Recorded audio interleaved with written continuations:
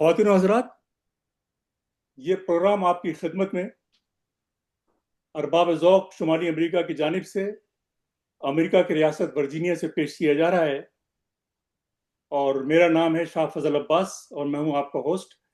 मेरे साथ शिकागो से हमारे को होस्ट हैं जनाब रियाज नियाज़ी साहब। तो हम आज का प्रोग्राम जो है वो एक करबल कथा के नाम से, जो इमाम हुसैन की शहादत है उसके ऊपर जो बातें होती हैं उसका प्रोग्राम हमने रखा है। और शाहिद साहब जो हैं, इनका कोई तारुफ ये तो मोहताज नहीं है, क्योंकि इतना नाम इनके लिए काफ़ी है कि ये डॉक्टर एहसन शाहिद कहलाते हैं और ये उर्दू शाहकार .com जो है उसके ये एक फाउंडर है। तो शाहिद साहब, मैं इसके बाद आपके सुपुर्द करता हूँ। आदाब अर्ज़ है, थैंक यू। आता मैं शुरू करता हूँ मौज़म के नाम से। और उनकी 80th बर्थडे में एक तकरीब हुई थी जिसमें मैं पार्टिसिपेट नहीं कर सका था, मगर उसके लिए एक रुबाई लिखा था कि तो वो उससे शुरू करता हूँ कि यूं तो उस्ताद की सब लोग सना करते हैं, वाह, जैसे हो एक फरीजा जो अदा करते हैं। क्या बात है। शाहकाराए उर्दू पे करे एक नजर जो शाहिद, मौज़म है कि बेलौस दिया करते हैं। वाह वाह। बहुत वाह वाह बहुत अच्छे। तो भाई, बहुत खूब। मेरे मेरे उस्ताद के लिए एक और नया शेर लिखा हूं जो आखिर में सुनाऊंगा। मगर अब अगर मौज़म आपकी इजाजत हो तो आगे बढ़ूं। बिल्कुल म्यूट है वो। तो नहीं, क्या? चलेगा। अच्छा, आगे तो मेरी आवाज है ना। आ गई, थैंक यू। तो मेरा फोकस इस बात पे है कि जब भी हिंदुस्तान में, स्पेसिफिकली हिंदुस्तान पे फोकस यूं है कि हिंदू मुस्लिम रिलेशंस की बात होती है तो फौरन अ, वो औरंगजेब, शिवाजी और पृथ्वीराज और अकबर, ये सब बातें होते हैं। बाबर का नाम भी आता, मगर बाबर का नाम अकेले आता क्योंकि बाबर लड़ा था ये हमारे किससे, अफगान लोधी से। तो वो बाबर लोधी बोलने में उतना मजा नहीं है, औरंगजेब शिवाजी में ज्यादा मजा है। तो लेकिन ये हम लोगों को ग्राउंड लेवल पे जो रिलेशनशिप्स हैं वो समझने के लिए we will have to go beyond शाहों की कहानियों से। तो मुझे बार बार जो है बर्टोल्ड ब्रेख्त की एक नज्म याद आती है जो उन्होंने जर्मन में लिखी थी, जिसका किसी ने अंग्रेजी में तर्जुमा किया, और वो जो है मैं उर्दू शाहकार पे डाला हूँ। 7 गेट्स ऑफ थीब्स के ऊपर उन्होंने लिखा था। तो उसका मैं एक बंद सुनाता हूँ। किसकी तख्लीक है ये 7 दरे शहर थिबाई, तारीख में है दर्ज बहुत शोहरत शाही। इन सख्त चट्टानों को क्या शाहों ने तराशा, क्या अपने ही तीशों से था ये शहर बनाया। तो अब ये जो है शाहों की कहानी से आगे निकल के जरा सोचें तो मालूम होता कि भाई शायर के दिल की धड़कन वो जो है पब्लिक में सुनाई जो देती है उसको थोड़ा सा सुना जाए। और फोक ट्रेडिशंस, लोग आपस में कैसा ताल्लुकात रखते हैं। एक तीसरा सोर्स है जो मैं फिर कभी जिक्र करूंगा उसका, लेकिन इस वक्त ये बताऊंगा कि हम रजा मीर और मैं मिलके ये प्रेजेंटेशन यूं करने वाले हैं कि मैं लिटरेरी ट्रेडिशंस जो शोअरा ने कहा है उसके ऊपर कंसंट्रेट करूंगा, और रजा मीर आपसे फोक ट्रेडिशंस के बारे में बात करेंगे। तो मैं लिटरेरी ट्रेडिशंस का यूं करने वाला हूं कि 1700s से लेके आज तक, और पंजाब से बंगाल तक, और दिल्ली से लेके साउथ में कर्नाटक तक कुछ सैंपल्स पेश कर सकता हूं। बस मेरे पास इतना है कि अगर मैं शोहरा का कलाम पेश करना शुरू करूं तो बिल्कुल वक्त नहीं है।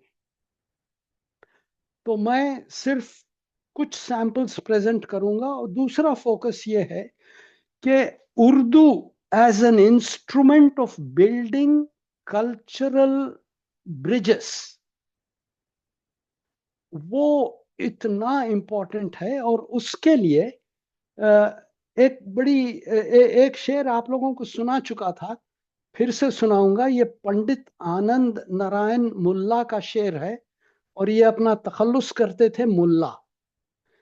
लिखते हैं, मुल्ला बना दिया है इसे भी महाज़े जंग,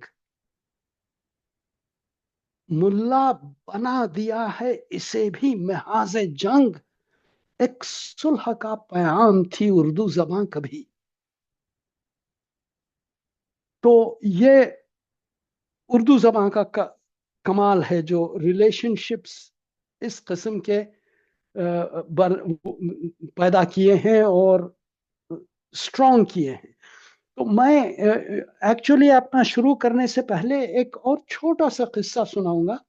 ये है जावेद अख्तर का, और इन्होंने ये किस्सा कई बार यूट्यूब पे छोटे छोटे क्लिप्स में कहा है। बड़ा मजे का किस्सा है। तो ये जावेद अख्तर को एक कॉन्ट्रैक्ट मिला था किसी फिल्म के गाने लिखने के लिए, और ये इनकी मीटिंग थी डायरेक्टर और म्यूजिक डायरेक्टर के साथ गाने के बारे में बात करने में। तो जब ये मिलने गए तो इनको ये अंदाजा हुआ कि ये बड़ा हेजिटेट कर रहे हैं, म्यूजिक डायरेक्टर साफ बात नहीं कर रहे। तो इन्होंने पूछे, भाई कि आखिर बात क्या है, गड़बड़ क्या है, कुछ बोलो। तो जरा बैक एंड फोर्थ जाने के बाद उन्होंने कहा कि देखो भाई, ये जो गाना लिखना है इसके बाद वो कृष्ण का भजन है एक। अब ये हमको मालूम नहीं कि तुम लिख सकोगे या नहीं। तो इन्होंने कहा, वो क्या बड़ी बात है, आप मुझे उसका ट्यून दे दीजिए, मैं लिखूंगा। तो इन्होंने ट्यून दिया। तो ये दूसरे तीसरे दिन वापस गए, जाके बोले जो आपने ट्यून दिया है वो बिल्कुल गलत है, भजन में ये ट्यून यूज नहीं होता, भजन में ये ट्यून यूज होता है। तो उन्होंने नए ट्यून पे, अब ये देखिए कि कृष्ण के 108 नाम हैं जो इस्तेमाल किए जाते हैं, और अल्लाह के 100 नाम हैं, वो बात अलग है, छोड़िए उसे। तो कृष्ण के नाम चुन के इन्होंने एक भजन बना दिया, ही जस्ट स्ट्रंग नेम्स टुगेदर। और वो इतना पसंद आया इन लोगों को। और फिर इन्होंने कहा कि अरे भाई, तुमको इतने नाम कैसा मालूम है, हमको नहीं मालूम कृष्ण के नाम इतने। तो जवाब बड़ा प्यारा था इनका, जावेद अख्तर का। कहते हैं कि मुझे नाम इसलिए मालूम है कि मैं उर्दू पढ़ता हूं, और ये पूरे नाम उर्दू शुअरा ने अपने अशार में इस्तेमाल किए। So the place of Urdu as a cultural bridge बहुत इंपॉर्टेंट है। तो मैं शुरू कर रहा हूं अपना। ये लखनऊ के अलावा, लखनऊ का मैं फिर बाद में आखिर में रजा मीर के बाद जितना मौका मिला वो सुनाऊंगा। पर ये जो है कुंवर बलवंत सिंह, ये राजा थे बनारस के अतराफ के। अब वो नाम के राजा थे, इनको ईस्ट इंडिया कंपनी से वजीफा मिलता था, और ये रहते थे आगरा में, और वहां पे शायरी करते थे। इनका दीवान तो जाय हो गया, लेकिन कुछ मरसिए इधर उधर मिल गए। 150 बंद का एक मरसिया है जो मैं पढ़ा हूं, और उसमें 4 मिसरे उर्दू में और 2 फारसी में, पूरे 150 बंद में। तो एक सैंपल सुनिए। अब ये जो है करबला की जंग हो रही है और अब्बास आए हैं और इजाजत चाहते हैं। उनको इजाजत नहीं मिलती जंग की, सिर्फ इस बात की इजाजत मिलती है कि तुम ये मश्क लेके नहर पे जाओ, पानी भर के लाओ, और उसमें जितनी जंग होगी उसकी इजाजत है, मगर ज्यादा जंग की इजाजत नहीं है। तो अब ये सुनिए, गरज के नहर पे लड़ता हुआ जरी पहुंचा। गरज के नहर पे लड़ता हुआ जरी पहुंचा, जब आया नहर पे घोड़ा तो उससे फरमाया। अब ये घोड़े से बातचीत हो रही है। तू पानी पी ले। तब उसने कहा, पीऊं मैं क्या, हुए हैं कत्ल सभी प्यासे शाह के रुफका, शफक के सुर्ख तरज जामाए शहीदानस्त, बगर्दने फलकी खून बेगुनाहानस्त। यानी शफक जो है शहीदों के जामे से, कपड़ों से ज्यादा लाल है, और ये गर्दन फलक में खून बेगुनाह है। तो ये अशार इन्होंने लिखे। 150 बंद का मरसिया है। और मैं तेजी से कुछ नाम और डेट्स सुना के आपको आगे बढ़ूंगा। इन लोगों का कलाम मेरे पास सामने है, सवाल जवाब के वक्त फिर अगर कुछ मौका मिला तो सुनाऊंगा। राजा उल्फत राय उल्फत मिर्जापुर के, 1810 की पैदाइश। राजा धनपत राय मोहिब मिर्जापुर के, 1835 के। 1864 में महाराजा किशन प्रसाद हैदराबाद में ये प्राइम मिनिस्टर थे। और फिर अब मैं एक बड़ा खास सुनाने वाला हूं, मुंशी प्रेमचंद का। मुंशी प्रेमचंद 1880 में पैदा हुए थे और ये स्टोरी राइटर और नॉवेल्स लिखते थे। पहले उर्दू में लिखते थे, फिर उर्दू से तर्जुमा करते थे हिंदी में। लेकिन इन्होंने एक प्ले लिखा, ड्रामा, करबला के नाम से। कुछ 250 सफ़े की किताब है, पूरा प्ले है। और ये जो है मैं इंक्लूड करा हूं, मेरे दोस्त सुरेश ने मुझे याद दिलाया। मैं सिर्फ शोरा पे कंसंट्रेट कर रहा था, लेकिन ये उन्होंने जो याद दिलाया तो मैं समझा कि बहुत इंपॉर्टेंट है, ये इंक्लूड करूं। तो ये इन्होंने पहले उर्दू में लिखी, लेकिन कुछ कंट्रोवर्सी से हेजिटेट कर रहे थे, तो पहले हिंदी में पब्लिश हुई, उसके बाद उर्दू में हुई। तो और उर्दू में पब्लिश करने से पहले इन्होंने साफ ये लिख दिया कि भाई इसको ड्रामेटाइज नहीं करना, इसको कोई स्टेज पे प्ले नहीं करना, वो मना है, और बला बत्तर सब कुछ जो कुछ भी है। तो खैर ये पूरा प्ले जो है, it is based on the Karbala story with Karbala characters, लेकिन इनमें कुछ फिक्शनल कैरेक्टर्स भी इंक्लूड किए गए हैं। अमंग दोस फिक्शनल कैरेक्टर्स एक हिंदू कम्युनिटी हिंदुस्तान की अरबस्तान में रहती है, और लेकिन ये लोग वेल कनेक्टेड हैं हिंदुस्तान से भी और अरबस्तान से भी। और इनको खबर मिलती है कि मुआविया मर गया और यजीद ने अपने आप को खलीफा डिक्लेयर कर लिया। तो अब ये तैश में खड़े हो जाते हैं कि ये तो बिल्कुल इनजस्टिस है और हमको हुसैन का साथ देना चाहिए, ये हमारा फर्ज है। तो ये पूरा फिक्शनल स्टोरी है, कैरेक्टर। और इनके लीडर हैं साहस राय। और मुझे बड़ा ख्याल आया कि ये कुछ अजीब बात दिखी, तो मैं उसको वेरीफाई करा। तो देखा तो प्रेमचंद का नाम, ये तो मुझे मालूम था कि प्रेमचंद जो है उनका तखल्लुस या स्यूडोनिम था। तो उनका असल नाम था धनपत राय। असल नाम से मतलब उनको जो बर्थ नेम था धनपत राय, तो उसी के ऊपर ये साहस राय हुए हैं। तो आई लाइक टू थिंक कि he was projecting himself as an admirer and as a lover of Hussain. तो खैर ये अपने 7 भाइयों के साथ पहुंचते हैं, बड़ी मुश्किल से इनको जंग की इजाजत मिलती है, ये मारे जाते हैं। लेकिन उसके बाद का जो सीन है बहुत प्यारा।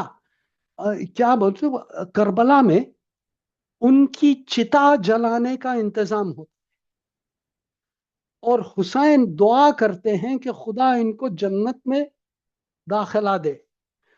तो अब ये जो है जन्नत में दाखिले के लिए इस्लाम की कोई शर्त नहीं है। तो मुझे शेर एक मिसरा याद आता है, एक ये कृष्ण बिहारी नूर का है जो आगे बढ़ा बताऊंगा। कहते हैं, शब्बीर तेरी उल्फत के लिए इस्लाम की कोई शर्त नहीं। तो अब ये जो है करबला के ये प्ले में, ड्रामे में प्रेमचंद बताते हैं कि जन्नत में दाखिले के लिए इस्लाम की कोई शर्त नहीं। तो खैर उसके साथ ही साथ एक बड़ी इंटरेस्टिंग दुआ है जो हुसैन करते हैं कि ये बीज जो आग में बोया गया है, खुदा कयामत तक सरसब्ज रखे। तो ये क्या बीज है जो आग में बोया गया है? ये हिंदू मुस्लिम इत्तेहाद का बीज है जो प्रेमचंद बता रहे थे, और वो आग से निखर के कयामत तक सरसब्ज रहे, ये दुआ हो रही है इस ड्रामे में। इसमें इनके कई अशार हैं, वो भी मैं आपको सुना नहीं सकता, वक्त नहीं है। मैं तेजी से अब आगे बढ़ूंगा। चौधरी दिल्लू राम कौसरी, 1882 की पैदाइश।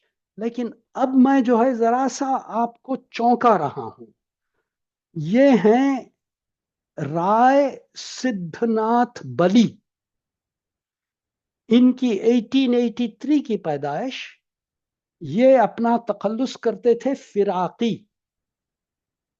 राय सिद्धनाथ बली फिराकी, ये दरियाबाद के रहने वाले, बाराबंकी के करीब। और इनके मरसिए बहुत हैं।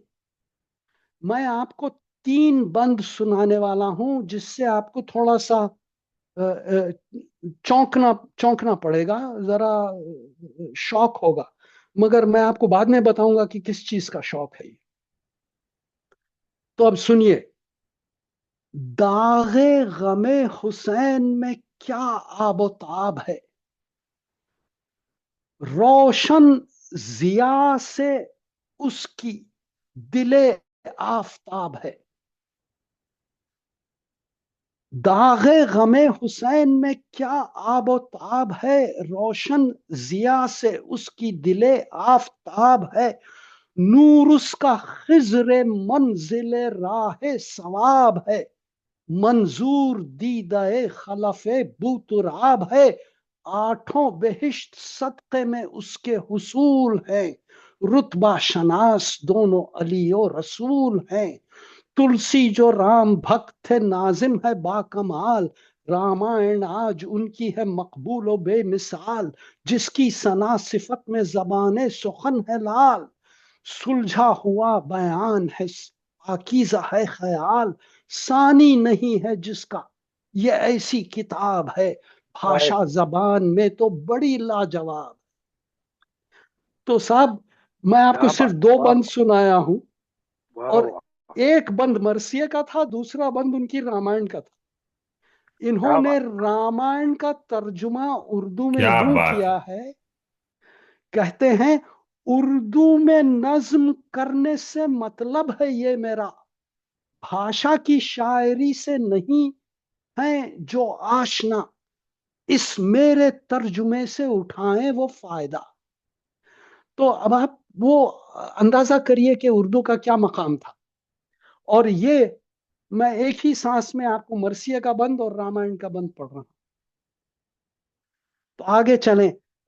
पंजाब से मलसियान से पंडित लभुराम जोश मलसियानी। आगे बढ़ते हैं। मुंशी बिहारी लाल माथुर जयपुर के। दिलोक चंद महरूम जिनके बेटे जगन्नाथ आजाद मियांवाली के। और आगे चलें, लाला शगुन चंद, बहुत सारे, लेकिन अब मैं एक सुनाने वाला हूं आपको, लाला अनूप चंद आफताब पानीपति। और ये जो है 1897 की पैदाइश, और खास तौर पे इनको इसलिए चुना कि ये एक आर्य समाज का रिसाला निकलता था जिसके ये एडिटर थे, और इस रिसाले का नाम था सनातन धर्म प्रचारक, यानी हिंदू धर्म की तबलीग। और यह रिसाला छपता था उर्दू जबान में, 1950 तक छपता था ये। तो लाला अनूप चंद लिखते हैं, जेरे खंजर भी इबादत में रहा मशगूल तू, तेरी कुर्बानी पे आलम क्यों न हो कुर्बान हुसैन। आफताबे सोख्ता दिल ने लिखा दिल से सलाम, ये आफताब अपना तखल्लुस रखते थे। आफताबे सोख्ता दिल ने लिखा दिल से सलाम, क्यों न एक एक शेर में जज्बात हो पिन्हा हुसैन। एक प्रेम पुजारी आया है चरणों में ध्यान लगाने को, भगवान तुम्हारी मूरत पर श्रद्धा के फूल चढ़ाने को। फिर सांवली छब दिखला दो जरा, फिर प्रेम का रंग जमा दो जरा, गोकुल में श्याम निकल आओ मुरली की टेर सुनाने को।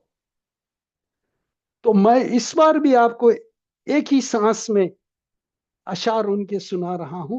There was no conflict between this and that among thinking feeling शुअरा और उनका ऑडियंस, और ये सब उर्दू जबान में छपते थे। चलें फिर लक्ष्मी नारायण श्रीवास्तव सखा आगे चलें। मैं अब एक साधु राम आरजू, उनका एक छोटा एक शेर सुनाने वाला हूं। वो इसलिए कि ये कलकत्ते में बड़े हुए और कलकत्ते में काम किए, कलकत्ते से इनकी किताबें छपी। क्योंकि मैं ईस्ट वेस्ट सब कुछ बताने वाला था आपको, इसलिए कलकत्ते के चुना हूं। ये शायद उर्दू पढ़ाते थे, और इनका एक शेर बस सुनिए। और इनकी तारीख पैदाइश थी 1901।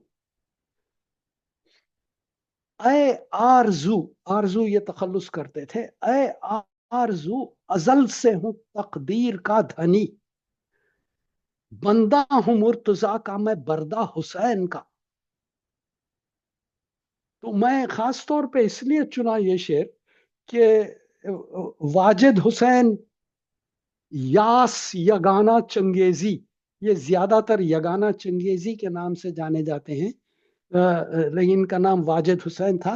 तो उनका एक शेर था, कृष्ण का हूं पुजारी अली का बंदा हूं,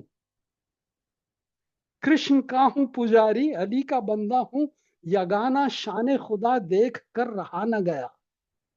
वाह वाह वाह वाह वाह। तो ये जो कॉन्फ्लिक्ट पैदा हुई है later, it's such a manufactured conflict. और आप, ये यगाना चंगेजी तो एक है, मैं आपको रसखान से लेके आज तक कई शोरा दिखाता हूं, जो वो अलग बात है। वो एक क्या काबा काशी के नाम से सेक्शन है उर्दू शाहकार में, उसमें आप देख सकते हैं बाकी के। अच्छा, इसके बाद ये हैं दामोदर ठाकुर, अपना तखल्लुस करते थे जकी, और ये एक कोड़ंगल, गुलबर्गा के साउथ में कर्नाटक में गांव है, वहां पे रहते थे।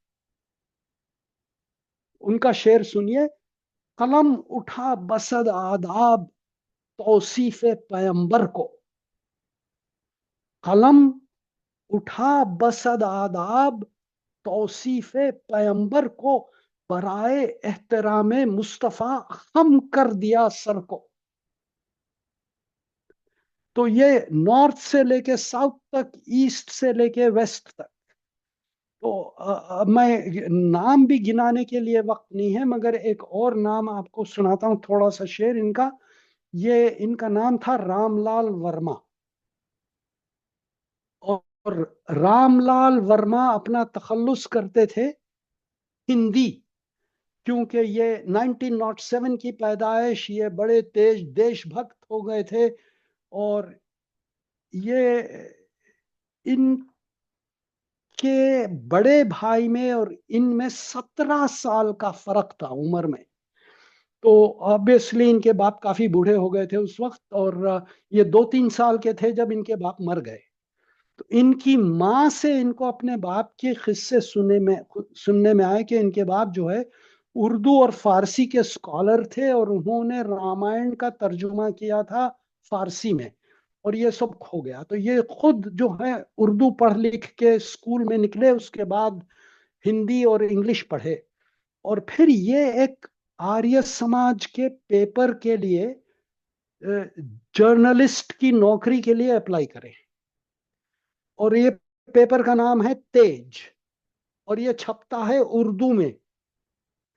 और ये अपनी किताब में लिखते हैं कि इनका जो डिस्कशन हुआ चीफ एडिटर से इंटरव्यू के बाद, तो चीफ एडिटर ने कहा कि देखो भाई, ये हमारा आर्य समाज का पेपर है और इसमें हिंदू धर्म के बारे में लिखते हैं, मगर हम नहीं चाहते बिल्कुल कि इसमें कोई ऐसी बात आए जिससे हमारे मुसलमान भाइयों को तकलीफ पहुंचे। और अगर आप इस शर्त पे नौकरी कर सकते हैं तो नौकरी करिए, वरना कहीं दूसरी जगह जाइए। इस शर्त पे उनको नौकरी मिली थी। और ये फिर लिखे हैं, आदाब तुझे, आदाब तुझे तूरे शहादत के कलीम, आदाब तुझे राज हकीकत के फहीम, है नाम तेरा नूर हयाते जावेद, तौकीर तेरी रश्क शहे हफ्त इक़लीम। तो ये हुसैन के बारे में लिख रहे हैं। तो खैर, एक मिनट, कुछ गड़बड़ हो गई यार।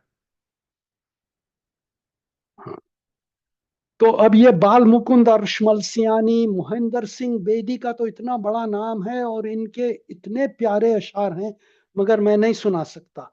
बुद्ध प्रकाश गुप्ता, मनोहर लाल बहार हैदराबाद के हमारे, राम प्रकाश ओहरी, मेहरलाल जो, ये सब अशार मेरे सामने हैं इस वक्त, मगर मैं नहीं सुना सकता। दिवाकर राही, तो अच्छा, दिवाकर राही का एक बड़ा प्यारा शेर है, ये रघुबीर सरन दिवाकर राही,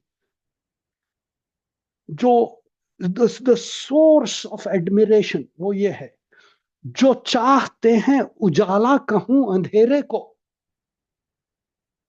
वो लोग जो ये चाहते हैं कि मैं अंधेरे को उजाला कहूं, जो चाहते हैं उजाला कहूं अंधेरे को, उन्हें ये इल्म नहीं है कि मैं तुम्हारा हूं। तुम मिटे लेकिन तुम्हें मिटने न देंगे हम हुसैन, वो तुम्हारा काम था ये हमारा काम है। तो ये थे। फिर जगदीश सहाय सक्सेना, आगे बढ़े। मैं रियली काफी तेजी से अब खत्म करना चाहता हूं क्योंकि बहुत वक्त ले लिया। तो बामदेव शर्मा, ऋषि पटियालवी, आगे चलें। जगन्नाथ आजाद का एक प्यारा शेर आप लोगों को सुना चुका हूं, मगर इतना प्यारा, मुझे इतना पसंद है कि मैं फिर से सुनाऊंगा। ऐ करबला की खाक, इस एहसान को न भूल, तड़पी है तुझ पे नाशे जिगर गोशे रसूल। दिगंबर प्रसाद गौहर दहलवी, संत दर्शन सिंह दर्शन, इनकी कहानी तो बड़ी प्यारी है। खैर, निहाल चंद प्रताप, आगे बढ़े। मैं पंडित आनंद मोहन गुलजार दहलवी, इतना बड़ा नाम, लेकिन मैं वो नहीं सुनाऊंगा अभी। सिर्फ एक शंकर लाल गोयल, वो ये अकोला के रहने वाले हैं। अकोला में जो बिल्कुल वस्त में, in the middle of the country, लिखते हैं, पहली नमाज साये तलवार के तले, हम्म। पहली नमाज साये तलवार के तले, अब वाह तक जमी पे कर्ज है सजदा हुसैन का। वाह वाह। हम्म। तो आगे बढ़े, सरदार करनैल सिंह पंछी, इनके भी बहुत अशार हैं, मैं नहीं सुना सकता, लेकिन ये एक कृष्ण कुमार तूर, किसी जगह पे नहीं तो ये जो हैं रहने वाले रहते थे, क्या नाम है वो, अम, हिमाचल प्रदेश में धर्मशाला में, धर्मशाला में ये टूरिज्म डिपार्टमेंट के लिए काम करते थे, और वहां से उर्दू मैगजीन निकालते थे, उर्दू लिटरेरी मैगजीन। ये सर कटे तो कटे, जान जाती है तो जाए, ये सर कटे तो कटे, जान जाती है तो जाए, जमीर के इसी आला मकाम पर है हुसैन। तो ये लिखने वाले थे, और ये ब्रिजेस। चलिए, और फिर मैं अब हैदराबाद के थे हमारे शहर जगजीवन राम शहर, लेकिन आल पास दैट अप, हालांकि मुझे काफी वो था। चंद्रभान ख्याल का सुनाता हूं आपको। इनका किस्सा बड़ा लुत्फ अंदोज है कि ये एक गांव में बिल्कुल खेती बाड़ी की फैमिली में बड़े हुए, और स्कूल में कोई उर्दू का नामो निशान नहीं था। किसी फिलांथ्रोपिस्ट ने एक लाइब्रेरी खोली, और ये लाइब्रेरी में हिंदी रस्मुल खत में इनको साहिर लुधियानवी की किताब मिल गई। तो ये पूरे अशार याद कर लिए। इनको शायरी का इतना शौक हुआ कि ये खुद भी शायरी करना शुरू किया, हालांकि उर्दू लिखना पढ़ना नहीं आता था। और इनके उस्ताद इनको बहुत डिस्करेज करे कि भाई तू शायरी तो जरूर कर, मगर हिंदी में कर, ये उर्दू क्या कर रहा है। लेकिन इनको उर्दू सीखने का बड़ा शौक था। तो ये गांव के सारे मुसलमानों का दरवाजा खटखटाए कि कोई उर्दू सिखा दे। किसी को लिखना पढ़ना तक नहीं आता था। तो किसी ने कहा कि भाई तू मस्जिद में जा। तो ये मस्जिद में जाके मुल्ला के पास गए, भाई तू मुझे उर्दू सिखाता क्या। तो उनको जवाब मिला कि देख भाई, जो भी मैं करता हूँ मुझे जबानी याद है, मुझे पढ़ना लिखना नहीं आता। तो फिर ये जब स्कूल पास हुए, तो ट्रेन स्टेशन पे इनको हिंदी उर्दू रस्मुल खत की किताब मिल गई है, और वो किताब लिए, और फिर बाद में ये बड़े शायर हुए। मैं खैर उनका एक बंद सुनाने वाला हूं आपको। इनको साहित्य अकादमी वगैरह काफी अवार्ड्स मिले, और ये एक हिंदी मैगजीन के चीफ एडिटर भी थे। लेकिन ये एक बंद सुनिए, फिर मैं रजा मीर को इंट्रोड्यूस करूंगा इसके बाद। कहते हैं, हुसैन सिर्फ गमो सोग का फसाना नहीं, हुसैन सिर्फ गमो सोग का फसाना नहीं, हुसैन चश्मे अजाइम की एक हकीकत है। हुसैन शान इमामत का चेहरा रोशन, हुसैन इब्ने अली वारिसे रिसालत है। हुसैन शौक शहादत की बेकरारी है, हुसैन शौक शहादत की बेकरारी है। हुसैन आज भी जिंदा है, जंग जारी है। वाह वाह वाह।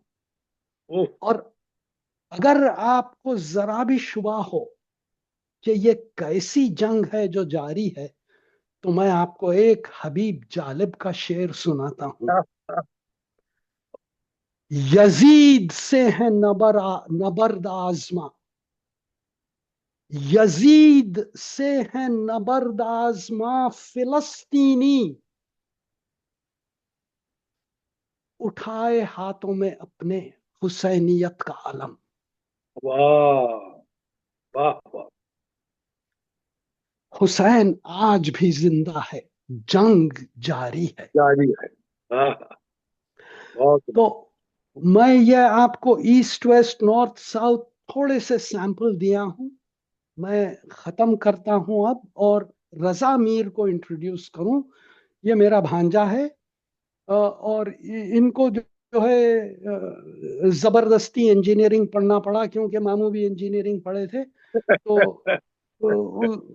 उसके बाद ये जो है एमबीए करके कुछ दिन नौकरी करे, फिर यहाँ पे आके पीएचडी करे, और अब बड़े चेयर प्रोफेसर हैं, और अपने प्रोफेशन में रिसालों के एडिटर, एडिटोरियल बोर्ड पे, बहरहाल अपने अपने प्रोफेशन में बहुत आगे हैं। यहाँ पे न्यू जर्सी में यूनिवर्सिटी में चेयर प्रोफेसर हैं।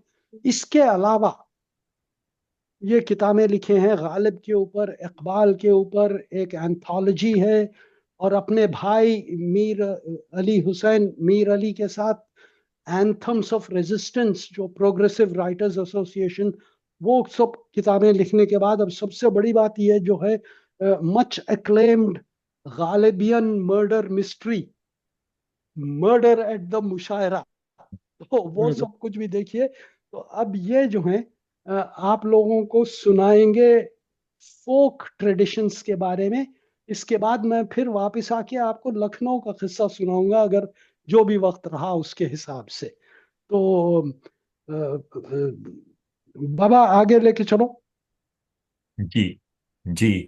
आ, मैं पहले होस्ट से रिक्वेस्ट भेजा हूं कि मेरा मुझे स्क्रीन शेयरिंग का मौका दें। और तो जरा पास स्क्रीन शेयर शुरू से दे देते हैं आप उनको, है ना जी आपके पास? नहीं हाँ है। है, देखिए अब अब टेक्नोलॉजी अब आ गया। शुरू हो गया। जी हाँ। शुरू हो गया। तो सबसे पहले तो बहुत बहुत दिलचस्प गुफ्तगू हुई, और मैं इसके इंतज़ार में हूं कि इस गुफ्तगू का जो है दूसरा बाब हम सुन पाएंगे। So I will try my best to reserve some of my time, क्योंकि हमारे मामू ने जो है लखनऊ की बात ही नहीं की, और लखनऊ का जाहिर है दूसरे बाब में जिक्र होगा।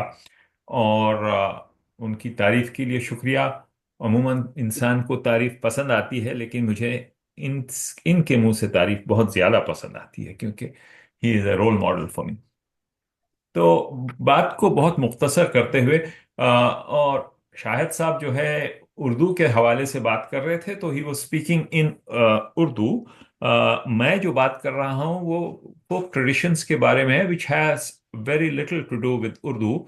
सो I will be speaking for the most part in English, and the idea here is to, बस निशानदेही की बात है कि जो ritual observances of Karbala among non Muslims in India, in South Asia, and in other parts of the world as well.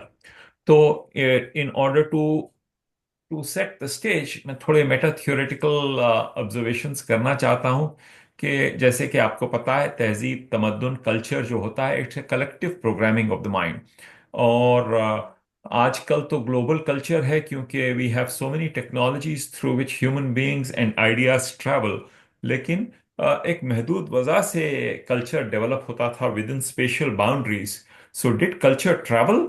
Of course it travelled. It traveled, but at a much slower pace in pre-modern times. And the fundamental way in which it traveled was through rituals. तो बहरहाल ये वाक़या Karbala जो है वो कई cultures को भा गया, और उन्होंने उसको एडॉप्ट भी किया और लोकलाइज भी किया। और वाक़या करबला जो है वो 7वीं सदी में एक जो हमको मिला, तो उसके कॉन्टूर्स बहुत शार्प नहीं थे। It wasn't as if it was a completely described event. So it had the amorphous category that could be filled in. You could color within the lines with your own cultural observations. तो कई cultural कई कई लोगों ने और कई फिरकों ने और कई समाजों ने उसका इस्तेमाल किया. Unself-conscious appropriation of inspiring people. And Karbala is a very inspiring story. It involves sacrifice, it involves a group of people who had multiple identities. And so you could insert people of your own identity into the story. And uh, once that happened, of course, it created a very syncretic, it created a very multicultural space. And the right wing never likes that. तो उस पे बहुत push back भी हो रहा है, और उसके बारे में भी मैं मुख्तसर सा जिक्र करूंगा. और ये लोकलाइजेशन ऑफ नैरेटिव्स की बात बहुत अहम है. जब आप अनीस और दबीर के मरसिए पढ़ते हैं तो आपको ऐसे लगता है कि ये वाक़या करबला जो है अवध में हुआ. और इसी तरह हर कल्चर, हर जियोग्राफी में जो है करबला को इमेजिन किया गया है. So I am going to take three very quick examples, and they are from different parts of the world, to see how Hussainiyat has traveled. तो ये ट्रिनिडाड में एक बहुत बड़ा फेस्टिवल होता है जिसे होसे कहते हैं. होसे जो है हुसैन का एक मतलब हाइब्रिडाइज्ड टर्म है वो. It is an Indo Caribbean festival. And उसमें उसमें कोई वो नहीं है, मॉर्निंग मॉर्निंग रिचुअल नहीं रहा वो. So imagine this, that when indentured people went all over across the world, uh, they carried their culture in a very fragmented form. And in a manner of speaking, they had to reinvent it. आप लोगों में से जो लोग 1619 project के बारे में जानते हैं, जो न्यूयॉर्क टाइम्स में किया है, वो तो बहुत ही ज़्यादा वायलेंट इवेंट था कि the Africans were just taken and brought to the United States and forced to work as slaves. And when they wanted to enact their identity, they had to reinvent their culture from scratch. ये जो हमारे देसी indentured लोग थे, उनका उतना violent नहीं था, लेकिन फिर भी उनकी मेमोरी में बहुत गैप्स थे जो उन्होंने अपनी वजह से फिल कर लिया. So Hosea is very different from any Karbala observance that you will see in South Asia, but it is a very important one because it incorporated rituals and stories from other religions. And these are not just, the Hindu लोग भी आए थे हिंदुस्तान से, तो उनके कहानियां और Christianity and other, बहरहाल एक बहुत अजीब सा एमालगमेशन बन के वो बिल्कुल ट्रिनिडेडियन लोकल फेस्टिवल बन गया, जो कि ऑल ओवर द कैरिबियन फैल गया. And it was a place where people of very different ethnic backgrounds found home. और मैं इसलिए भी इसकी निशानदेही करना चाह रहा था क्योंकि the colonial powers experienced the festival of Hosea as a great threat. And when people of color wanted to fight their exploitation, they used Hosea, क्योंकि हुसैन इतने इंस्पायरिंग फिगर है, as a locus of resistance. और Caribbean history जब आप पढ़ते हैं तो पता चलता है कि बहुत बुरी तरह से ये होसे को सप्रेस किया गया. और जब ट्रिनिडेड को इंडिपेंडेंस मिली, when the colonists left, then it became a truly indigenous festival. So I just wanted to say that this is all over the world. This is not just in Hussainiyat is migrated to different parts of the world in different ways. अब हम हिंदुस्तान को वापस आते हैं, और हमारे मामू ने अभी गुफ्तगू की प्रेमचंद की, और प्रेमचंद के जो राय राय थे, उन्होंने अपने 7 बेटे कुर्बान किए. वही ट्रेडिशन को बहुत अच्छी तरह से मनाया जाता है हिंदुस्तान में by the Hussaini Brahmins. So the legend is that there was a Brahmin who was living in Iraq at that time. देखिए, the trade routes had already been established. तो ये कोई हैरत अंगेज बात नहीं है कि हिंदुस्तानी थे इराक में. It is a contiguous geography. So from North India, you go straight through current Pakistan and through current Iran and into Iraq. And even in pre-Islamic times, there were Indians who traveled there, who participated in the Hajj, जो कि उस जमाने में मुस्लिम festival नहीं, pre Islamic festival था. It was an important place for trade. तो वो बहरहाल अब ये कहानी और दास्तान यूं बनी कि राहिब सिद्ध ने अपने 7 बेटे इमाम हुसैन पे कुर्बान कर दिए. और ये गुफ्तगू जो है हिंदुस्तान में अजमेर में हुई. अजमेर है मोइनुद्दीन चिश्ती की वजह से गालिबन was a place where a lot of intermixing of religious practices happened. Delhi maybe because of Nizamuddin Aulia. So around there the Hussaini Brahmin practices became centered. Sunil Dutt, who's a famous actor of yesteryears, he claimed Muslim Hussaini Brahmin heritage and observed Ashura, and many Hussaini Brahmins ended up as very high quality Urdu poets. और शायद कुछ ऐसे लोग जिनके बारे में मामू ने जिक्र किया, वो लोग भी हुसैनी ब्राह्मण थे. तो उनका जो स्लोगन था ये, वादत सुल्तान हिंदू का धर्म, मुसलमान का ईमान, आधा हिंदू आधा मुसलमान. चलता रहा और चलता है आज भी. लेकिन मुख्तसर हो रहा है. I think it is important for us not to get carried away and say that this is the dominant phenomenon. तीसरी जो मैं एग्जाम्पल मैंने चुना है वो है पीरला पंडुगा. ये तेलुगु फेस्टिवल है. मैं हैदराबाद का रहने वाला हूं, तो हम लोग पीरला पंडुगा से थोड़ा बहुत वाकिफ थे. जब हमारे शहर हैदराबाद में बीबी का अलम 10 मुहर्रम को निकलता था, तो मेरे बचपन में, हमारे मामू भी हैदराबाद के हैं तो वो भी इसकी तस्दीक करेंगे कि जब बीबी का अलम निकलता था तो the preponderance of attendees of the Bibi Ka Alam were non-Muslims, and they did their own thing. There were also Sunnis. The Sunnis were observing it in their own way. The Hindus were observing it in their own way. We were not literate enough to understand the caste distinctions between the Hindus, but there were obviously multiple ways in which it was being observed in the Hindu space also. तो उसमें ये पीरला पंडुगा बहुत popular है. न सिर्फ तेलंगाना में, वो Andhra Pradesh state होता था. अब तेलंगाना और आंध्र प्रदेश में एक रीजन है रायलसीमा रीजन में ये काफी मकबूल है. और वही मतलब अलम है और जो है जुलूस है और ढट्टी है और गुड़ दिया जाता है और फूलों का बहुत इस्तेमाल होता है. Very similar. Now, the point that I'm trying to make is not that the Hindus appropriated the Muslim custom. That is the obvious thing. But what is very important is that the Hindus generously gave their customs.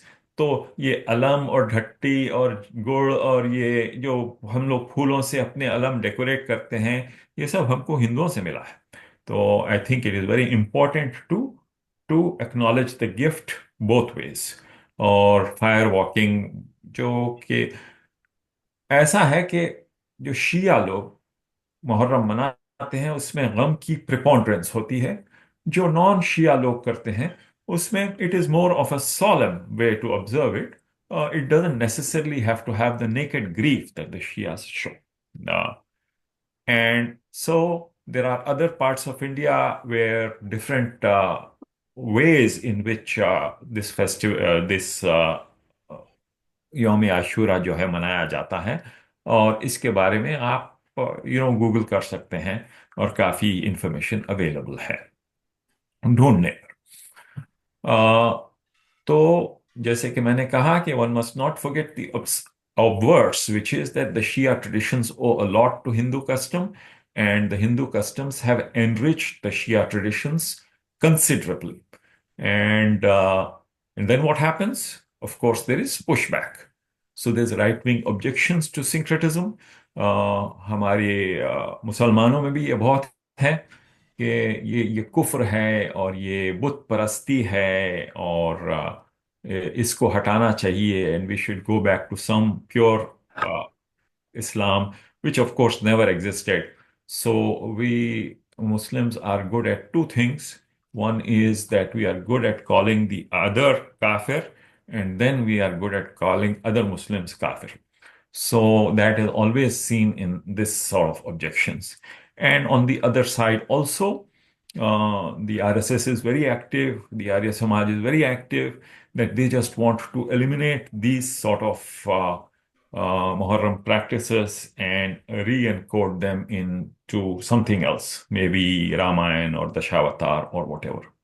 So that is all I have to say on this matter, and it is very easy to find this, but I think it is very important to remember that the folk traditions and the traditions of Hussainiyat, which I want to call it Hussainiyat, does not belong to any religion, and they are a remarkable example of where religious boundaries blur, and that is because it is such a great story. And we, as human beings, are in the end storytellers. And the theme of sacrifice resonates deeply with human beings. And it is therefore, it is not very exceptional to say that Karbala traveled across religious boundaries. And Karbala has always been the locus of resistance and also the locus of the pushback of the right wing. And with that, I will reserve the rest of my time. I look forward to hearing Shahid talk about Urdu all over again. Urdu को वापस चलते हैं. Thank you. तो फजल अब्बास साहब, इजाजत है फिर मैं आगे बढ़ाऊं? जी जी जी, शायद। तो रजा मीर जो है बहुत छोटा कर दिए अपना, लेकिन एक बड़ी इंटरेस्टिंग बात अमंग अदर थिंग्स, वो बोले कि हम बड़े इसमें माहिर हैं कि इसको काफिर कहें और उसको मुसलमान कहें, तो मैं अपना प्रेजेंटेशन तोड़ के उसके बीच में एक गोपीनाथ अमन का शेर सुनाता हूं। गोपीनाथ अमन ने कहा, सना खाने पैगंबर जाकिरे आले पैगंबर हूं, सना खाने पैगंबर जाकिरे आले पैगंबर है, खुदा ही जानता है कि बंदा मोमिन है कि काफिर है। तो अब आप डिसाइड करिए कि कौन मोमिन है और कौन काफिर है। क्या बात है, क्या बात। चलें थोड़ा सा आगे बढ़ते हैं। मैं लखनऊ को छोड़ दिया था इसलिए कि लखनऊ की बड़ी खास हिस्ट्री है, कई जनरेशन्स की। शुरू होते हैं लाला छन्नू लाल दिलगीर, और ये 1781 की पैदाइश इनकी, और इसका मतलब ये मीर अनीस से कुछ 25 साल पहले पैदा हुए थे। और एक अखबार है गजेटियर, अंग्रेजों का अंग्रेजी में निकलता, उसमें इनका जिक्र है 1877 के अखबार कि इनके 500 से ज्यादा मरसिए। कहते हैं, दिलगीर अब दुआ है गमे शाह कम न हो,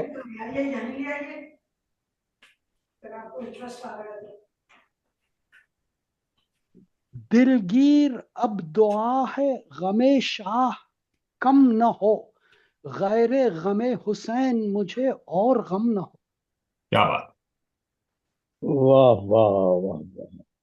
इसके बाद 1790 में, 1790 की पैदाइश, इनका सिर्फ तखल्लुस मालूम है और ये जानते हैं कि एक कायस्थ थे, ज़हीन इनका तखल्लुस, और ये दिलगीर के शागिर्द थे।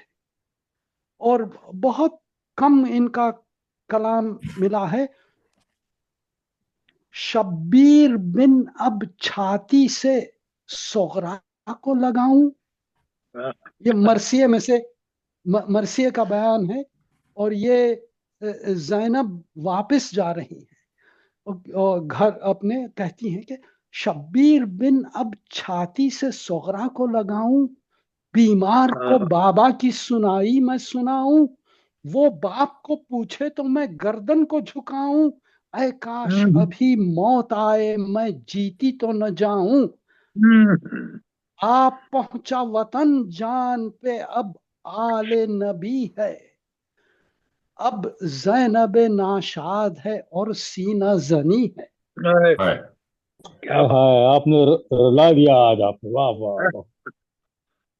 है। पंडित दयाशंकर नसीम कौल, मैं इनके अशार नहीं सुनाता, अभी आगे बढ़ता हूँ। महादेव प्रसाद आसी, कैमरा कैमरे कवर कर दिया, कैमरे को कवर कर दिया। अरे पांच लोग अपने कैमरा बंद कर दें, आवाज प्लीज जरा। मदन भाई आप जरा म्यूट कर लें, आपकी आवाज आ रही है यहाँ पे। सॉरी सॉरी, हाँ गई आवाज गई। तो महादेव प्रसाद आसी जो हैं वो 1870 की पैदाइश, इनके दो बेटे गोपीनाथ अमन और गुरशरण लाल अदीब, ये दोनों शायर और दोनों मरसिए और नौहे और सलाम लिखते थे। और इनके पोते, मैं वो करता हूं कि महादेव प्रसाद आसी कहते हैं, सदैव के एक तीर से दो जख्म हो यकसर, हल्के अली असगर में तो बानों के जिगर में, हाय हाय हाय। है अज़्म सफर गर रहे दी में तो चलो यूं, जिस तरह चले आबिदे बीमार सफर में। उफ, वाह वाह, इस तरह से आबिद बीमार सफर में। और दामन पे तेरे अश्कों के धब्बे नहीं आसी, दामन पे तेरे अश्कों के धब्बे नहीं आसी, तहरीर है रहमत की छुपी दामने तर में। वाह।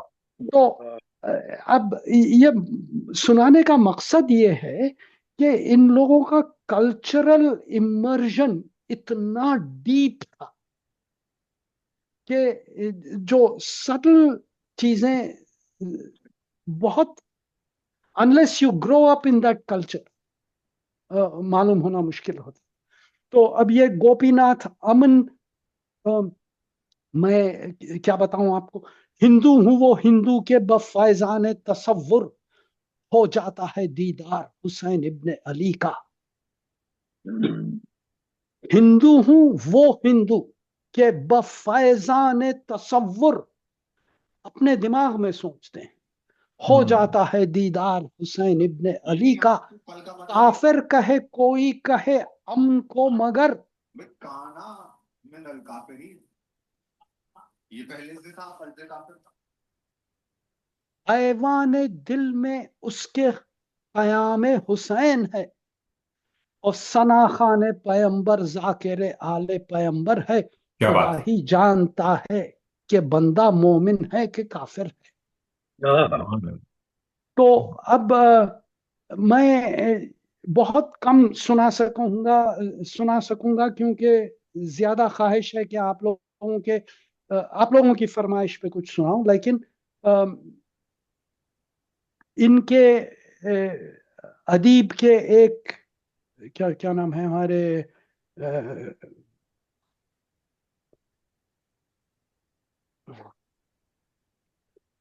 आसी, महादेव प्रसाद आसी के एक बेटे गोपीनाथ अमन का सुना चुका हूं। अब उनके दूसरे बेटे गुरशरण लाल अदीब का सुनिए। लौहे जहां पे नक्श है अजमत हुसैन की, क्या बात। हक को शरफ मिला है बदौलत हुसैन की, इस सानहे को कैद जमानो मका नहीं, एक दर से दायमी है शहादत हुसैन की। वाह, क्या बात। वाह वाह। था एतकाद मेरे बुजुर्गों को भी अदीब, मीरास में मिली है मोहब्बत हुसैन की। क्या क्या। और ये गोपीनाथ अमन के बेटे धर्मेंद्र नाथ सरमस्त, निसारे नामे अली जो न हो अकीदत में, निसारे नामे अली जो न हो अकीदत क्या, अली के नाम से उल्फत नहीं तो उल्फत क्या, वाह। मेरे बुजुर्ग भी मद्दाह जाते हैदर थे, दरे अली पे मेरा सर झुके तो हैरत क्या। हैरत क्या। तो ये एक के बाद एक चले आ रहे हैं। फिर द्वारका प्रसाद उफुक लखनवी और उनके बेटे विश्वेश्वर प्रसाद मुनव्वर लखनवी। मैं अब इन लोगों का सबका कलाम जो है वो नहीं सुनाता, लेकिन एक बड़ी खास चीज सुनाता हूं बस। इनका नाम था नानक चंद खत्री। हम्म। और नानक चंद खत्री तखल्लुस करते थे नानक। इनकी पैदाइश 1893 की। और ये इनके बाप की दुकान थी कपड़ों की। तो ये कपड़ों की दुकान में काम करते करते कुछ 13-14 साल की उम्र में अपनी दुकान अलग खोल लिए। और बाजू के दुकान वालों को सबको शायरी का बड़ा शौक था। और जब गाहक कम होते थे ये आपस में साथ बैठ के शायरी सुनते थे और इनको बड़ा शौक। और फिर बाद में ये जो है मरसिया लिखना शुरू करे। इनको हैदराबाद से भी, लखनऊ से हैदराबाद बुलाया गया मरसिया पढ़ने के लिए। मगर अ,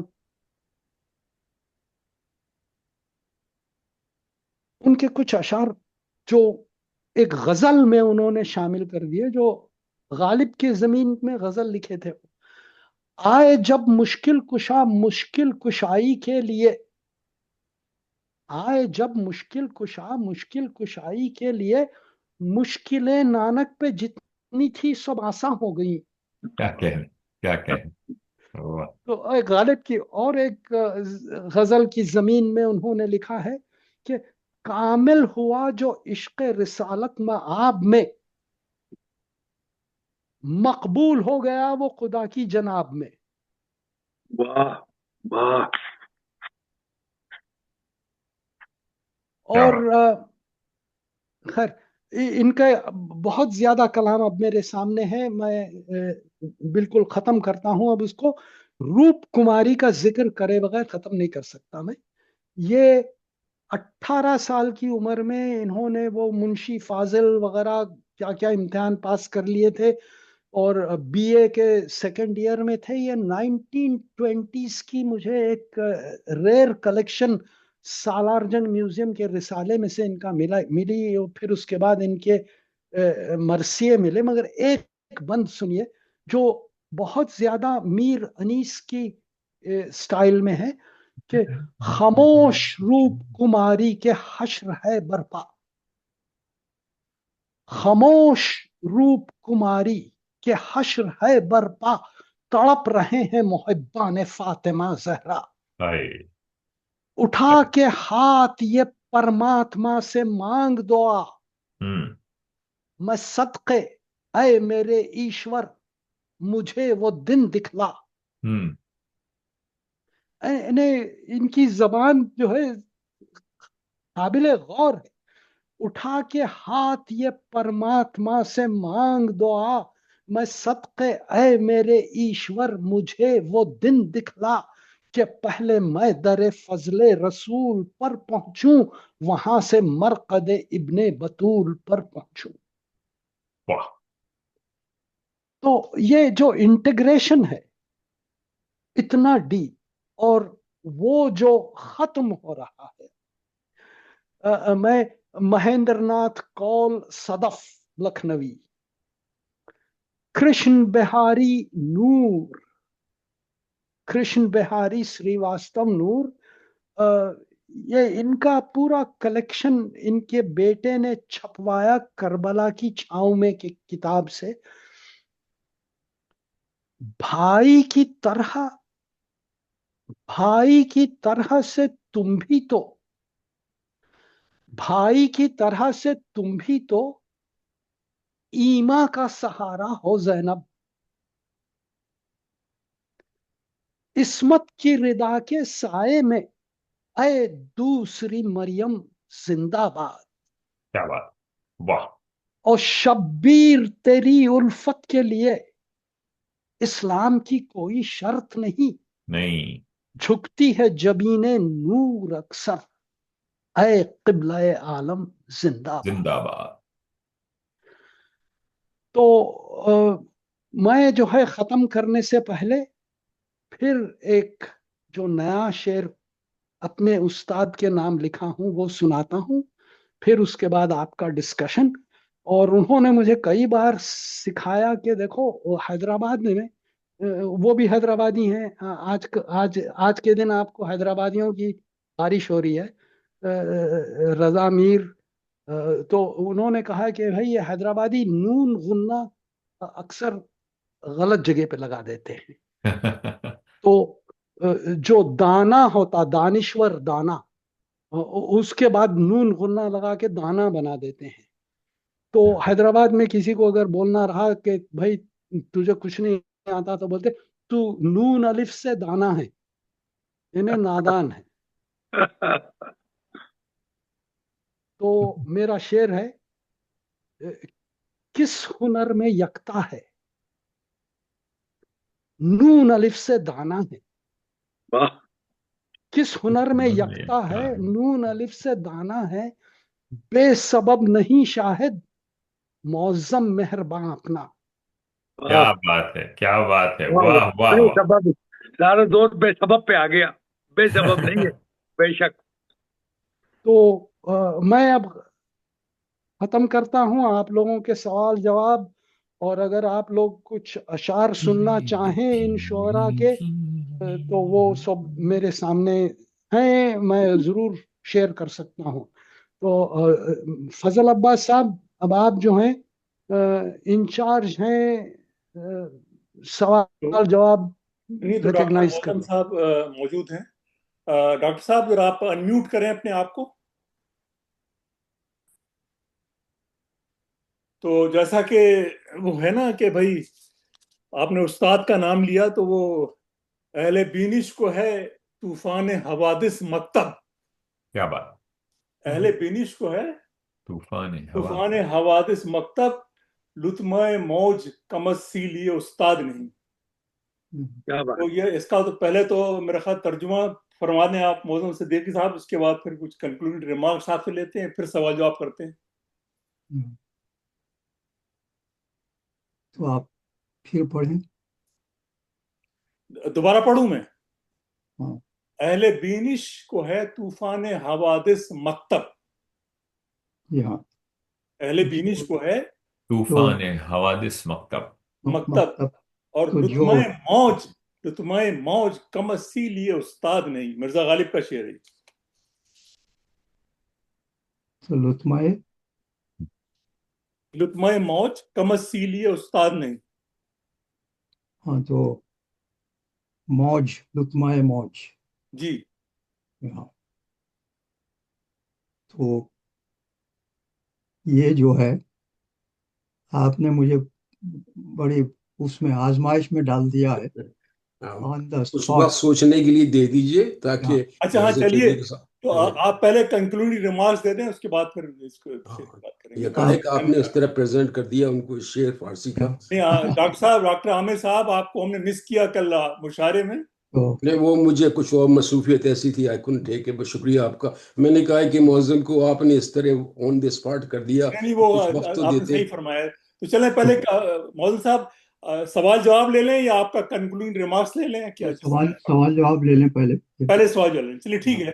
तो मैं जनाब जितने हाजरीन महफिल हैं ऑनलाइन यहाँ पर, अब फेसबुक वालों को तो मैं नजर नहीं आ रहे मुझे, लेकिन समी ने हाथ उठाया है, जो समी। जूम पर हैं, हाँ, तो उनसे मेरी उनसे इजहार ख्याल की दावत देता हूं मैं।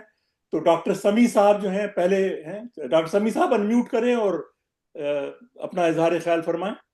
और उसके बाद डॉक्टर आमिर, उसके बाद पाकिस्तान से मोहतरमा शहनाज जाजुद्दीन साहबा। और इस सिलसिले में इजहार ख्याल की मुझ में कि सकत तो नहीं है, इल्म नहीं है इतना कि मैं कुछ कह सकूं, लेकिन हिंदुस्तान, बरसगीरी हिंदुस्तान में जो हिंदुओं और मुसलमानों और इन तहजीबों में जो 1000 साल का सिंक्रेटिज्म हुआ, उसके सिलसिले में गुफ्तगू बहुत मुदल्लिल हुई आज। तो मुझे उस पे से एक शेर याद आ गया जो मैं अर्ज करूंगा। वो ये इस सिलसिले में कि मुझे तो मशवरा नहीं, मुझे तो होश नहीं, आप मशवरा दीजिए, कहाँ से छेड़ूं फसाना, कहाँ तमाम करूं। और इस सिलसिले में मुझे और करबला, ये भी जिक्र हुआ कि करबला का वाकया और करबला का जो चैलेंज था वो दायमी है, टाइमलेस है, हर जगह और हर मुकाम पे है।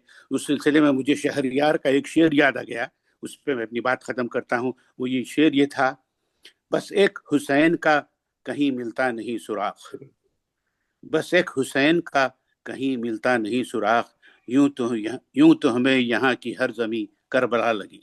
क्या बात, बहुत बहुत शुक्रिया। और मजा आ गया। मीर साहब और शाहिद शाहिद को मैंने उस वक्त से देखा है, वो जो उर्दू शेर बड़ी मुश्किल से पढ़ते थे पिछले 10-12 साल पहले, जो जब लॉस एंजलिस में हुआ करते थे, और मुझसे कोई मशवरा लिया करते थे कि कुछ तुम सुनाओ या कुछ ऐसा करो। फिर देखते ही देखते एक दहे या एक दिहाई से कुछ ज्यादा में वो जो है हर एक को पीछे छोड़ गए। और अल्लाह करे जोरे सुखन जोरे कलम। तो ये गुड़ से शक्कर हो गए। जी नहीं, मौसम का कमाल है वो। अच्छा है। डॉक्टर आबिद साहब। अच्छा, शुक्रिया आपका। भाई मुझे तो बड़ी खुशगवार हैरत हुई जब मैंने आपका टॉपिक कई हफ्ते पहले देखा। तो मुझे ये ख्याल था कि प्रोग्राम अमूमन जो होता है करबला के सिलसिले में वही किस्सा, बार बार वो गम और अफसोस और रंज की बातें, और वही मैं एक्सपेक्ट कर रहा था कि ये होगा। और मैं बल्कि डिबेट भी कर रहा था कि शरीक हूँ कि ना। लेकिन मुझे बड़ी खुशी है कि मैंने शिरकत की। ये प्रोग्राम बड़ा अच्छा आपने अरेंज किया। और प्रोग्राम की जो नौइयत है वो, उसकी भी मैं बड़ी तारीफ़ करूँगा। और ख़ुसूसन मुझे प्रोफेसर रज़ा मीर साहब का जो प्रेजेंटेशन थी, ब्रीफ थी लेकिन बड़ी मालूमात अफजा, और उससे नई बातों का इंकशाफ हुआ जो मुझे नहीं मालूम थी कि किस तरह ये ट्रेडिशन इसकी करबला की और वाक़ई करबला की मुख्तलिफ दुनिया के हिस्सों में फैली, और उसका अपना हर जगह उन्होंने अपना रंग इख्तियार कर लिया। मुझे बिल्कुल इसका अंदाज़ा नहीं था, और बड़ी अच्छी ये इन्होंने प्रेजेंटेशन की इस सिलसिले में। और जो बात ये बड़ी मानी खेज है, जो मैं सोचता था खुद कि अगर मिर्ज़ा अनीस और दपीर की रस्में देखें तो बिल्कुल एहसास, जैसे आपने कहा, रज़ा मीर साहब ने, मालूम होता है जैसे कि ये वाक़या अवध में हुआ। मैं यही ख्याल आता था कि भाई इन्होंने कैसे इस तरह के किस्से तफसीलात सारे, जो अवध में, मेरा वास्ता भी अवध के करीब ही से है, बदायूं में। तो वहाँ पर मुझे यही ख्याल आता था कि ये इराक़ के दजला के साहिल पे ये सारे जो ट्रेडिशन जिस तरह बयान की गई हैं, ये कैसे वहाँ हुई, जो मिर्ज़ा दबीर ने या अनीस ने प्रेजेंट की। तो वो मसला बिल्कुल इन्होंने जाहिर कर दिया और उसको सॉल्व कर दिया। अब सवाल ये कि मैं ये पूछना चाहता हूँ रज़ा मीर साहब से, प्रोफेसर रज़ा मीर साहब से, कि ये वाक़या जो था असल करबला का, जो हिस्टोरियन ने उसको कहीं, इसमें असलियत कहाँ तक है, और ये इसमें कहाँ अगर कोई रिसर्च हुई है इस सिलसिले में, और कहाँ तक इसका जाहिर है कि हर जगह इसकी अपनी अपनी उन्होंने इंटरप्रिटेशंस किए हुए हैं, लेकिन कहीं कोई असलियत है इसमें? असलियत तो खैर है, लेकिन जो तफसीलात दी हुई हैं वो मुख्तलिफ डिटेल्स, हर एक ने अपने कल्चर के हिसाब से, तो जी उसका अगर बता सकें आप। और दूसरी बात, मैं आपसे ये कांग्रेचुलेट करूं कि आपकी वो, मुझे अपना भी एहसास है, आपकी ज़ुबान से हैदराबादी ठप्पा ख़त्म हो चुका है। तो पहचानना मुश्किल है कि आपका हाय वास्ता अफसोस, हैदराबाद से है। हाय अफसोस। मुझे तो ये सुन के बहुत बुरा लगा। इंशाल्लाह कुछ हो नहीं कैकू कुछ तो भी बोल के मैं अपनी हैदराबादीनेस को रिक्लेम कर लूंगा। लेकिन आपका जो सवाल है वो बहुत अहम है। वाक़या करबला के देखिए कई रावी हैं। ऐसा नहीं है कि वो वो बिल्कुल तखय्युल का की ज़मीन में रह गया। वाक़या करबला के पहले तो ये था कि जो लश्कर यजीद था उसमें कुछ प्रोफेशनल रावी थे। हमीद इब्न मुस्लिम का नाम बहुत आता है। और उसके अलावा जो है इमाम हुसैन की जो फैमिली सरवाइव कर गई, उन्होंने बहुत कुछ उसके बारे में कहा है। तो थोड़े बहुत बातें जो हैं वो हिस्टोरिकली क्या बोलते हैं उसको वेरीफाइबल हैं। लेकिन वो कम है, कम है। दरअसल ये एहसास की दुनिया का किस्सा है, और हर एक ने अपने एहसास के एतबार से उसको मकबूलियत दी है। तो और मैं ये नहीं समझता कि कुछ वाक़ये के जो अंश हैं इसी तरह हुए या नहीं, वो मेरे लिए बहुत अहम सवाल नहीं है। वो बहुत अहम सवाल नहीं है। कुर्बानी है, वो उसकी तस्दीक की जा सकती है। और ये जो लोग थे जो मुख्तसर थे, 72 लोग कहते हैं, मगर a small number of people were there, and they constituted a multicultural group. They constituted a group that was not necessarily professional warriors, but were rather, some of them were very old, some of them were very young, some of them were members of the family, and some of them were outsiders, and some of them happened to be there and joined the struggle. तो इतनी बातें बस, उससे ज्यादा जो है बाकी सब, जैसे कि आप समझिए कि कलरिंग बुक है और उसके आउटलाइंस हैं थोड़े बहुत। अब हर एक अपना क्रेयॉन लेके उसमें रंग भरता जा रहा है। Thank you. शुक्रिया। यही बात बड़ी एम्फसाइज करने की है जो आपने कही। तो उसके बाद मोहतरमा शहनाज एजाजुद्दीन साहिबा, ये जनाब लाहौर पाकिस्तान से उन्होंने ज्वाइन किया है। और उसके बाद मैं ये भी कहूंगा कि आशा का हाथ भी मैंने उठा हुआ देखा, तो उनको भी आप दावत दीजिए उसके बाद। जी। उसके बाद इन शहनाज एजाजुद्दीन आशा का साहिबा, हाथ मेरे से पहले था तो पहले उन्हें। अच्छा शुक्रिया, मैंने देखा नहीं यहाँ मेरी विजिबिलिटी जो जी नहीं नहीं, जनाब, वो घर का तारुफ मामला कराएं है। अपना आप। शहनाज को पहले जाने दीजिए। थैंक यू शहनाज, आप ये अनगॉडली आवर पे उठ के ये सुने। नहीं, we are waiting for the, हम तो चांद ग्रहण का इंतजार कर रहे हैं। अच्छा। हाँ, वो बड़ा सख्त एक मूजी किस्म का चांद ग्रहण होने वाला है यहाँ, ब्लड मून का। तो उसकी बहुत ज्यादा हमारे एस्ट्रोलॉजर्स ने डायर प्रिडिक्शंस दी हैं, और सब दरूद पढ़ रहे हैं और वगैरह वगैरह। एक तो ब्राह्मण ने कहा है आशा कि साहब ये अगर साल अनम्यूट कर अच्छा लेगा। नहीं, thank you so much Shahid भाई and Raza Mir for a brilliant presentation.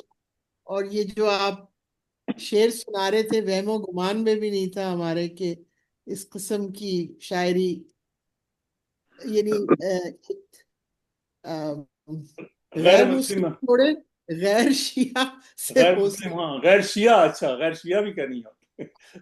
मगर मैं यही सोच रही थी जब आप सुना रहे थे कि ये सब जुबानों के यानी जो the blending of cultures and the blending of languages, it's happened because of that। और वो उस किस्म का अब रहा नहीं जी।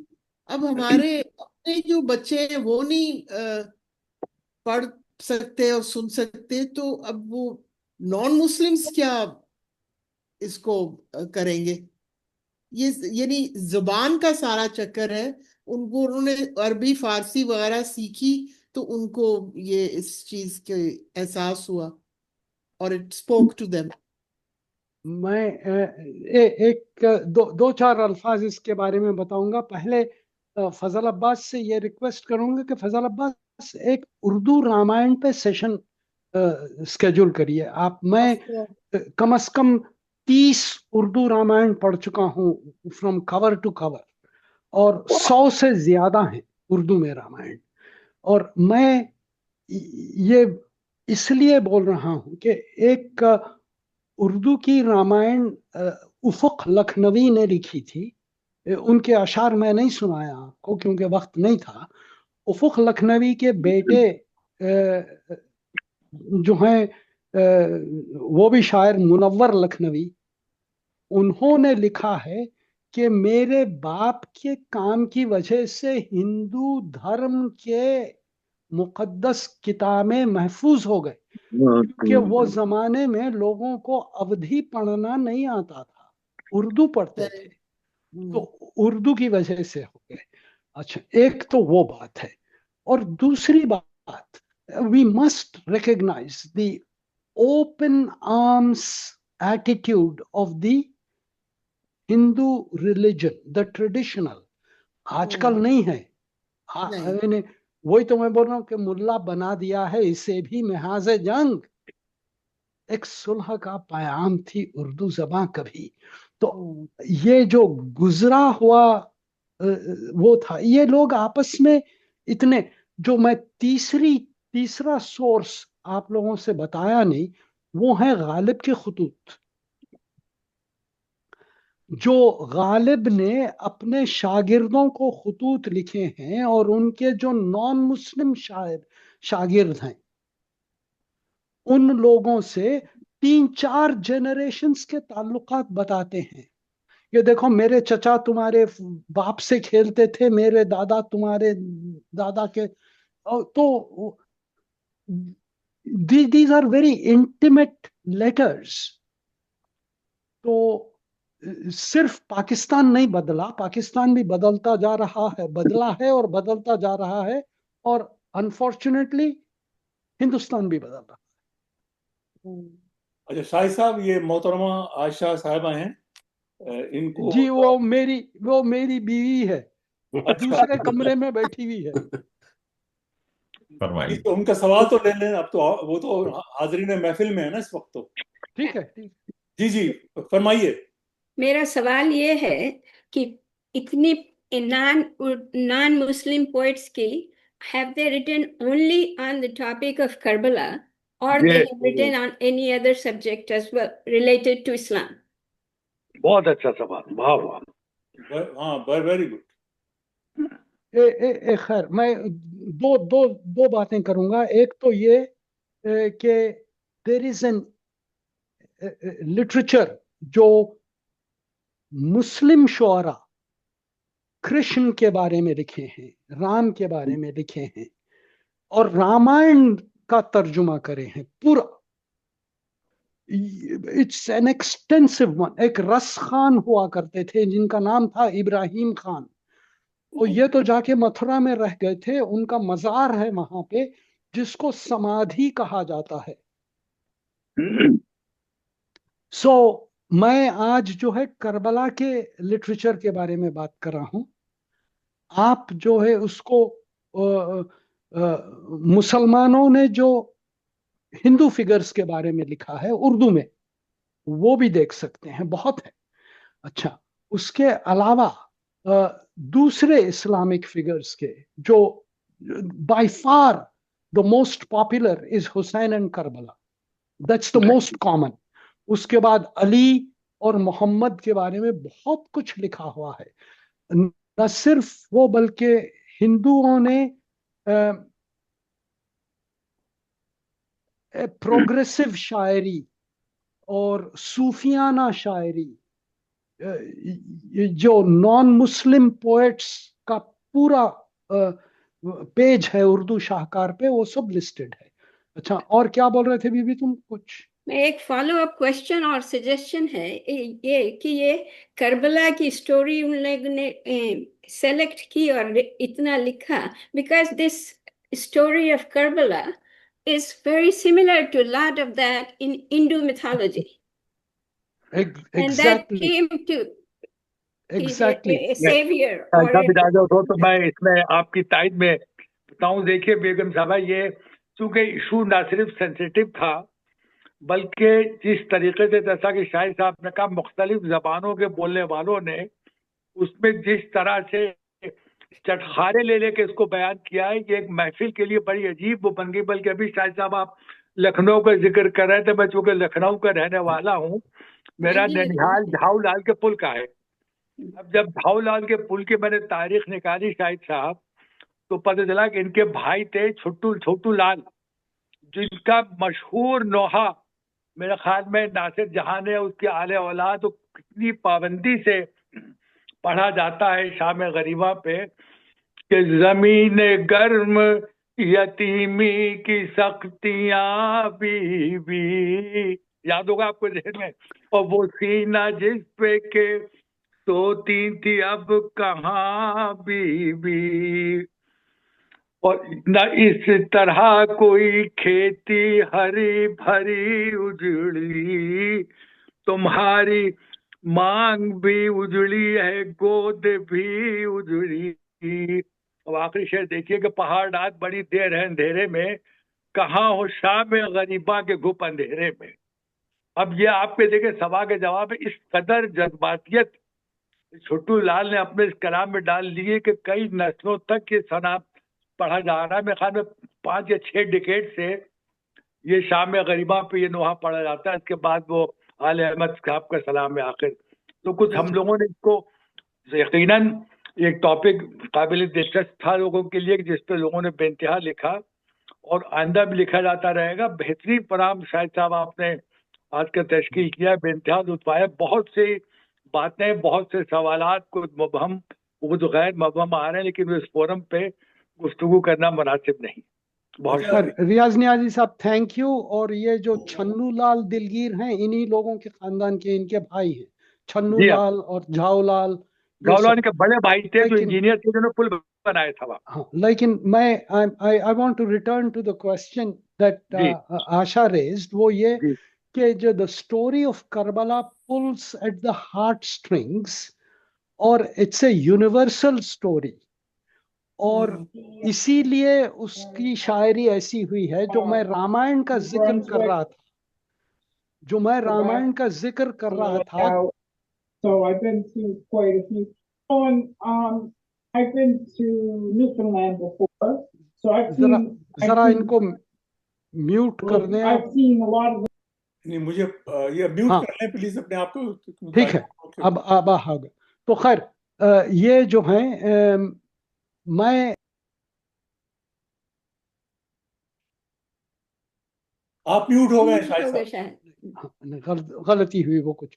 हाँ, रामायण के कुछ बंद मैं ऐसे चुना हूं, जैसा राम जो है अपनी माँ से रुखसत मांगते हैं जंग वो वनवास के लिए, जब जो जाने के लिए, और वो बंद आप अगर कंपेयर करें कि करबला में अली अकबर इजाजत मांगते हैं जंग जाने के लिए, तो they're exactly the same.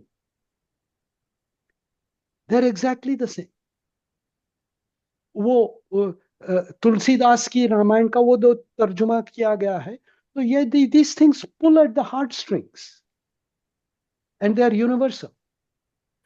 और ये मैं जो कई जगहों पे आपको ये अशार बताना, जो यूनिवर्सल स्पिरिट की जाती है, वो यूं है कि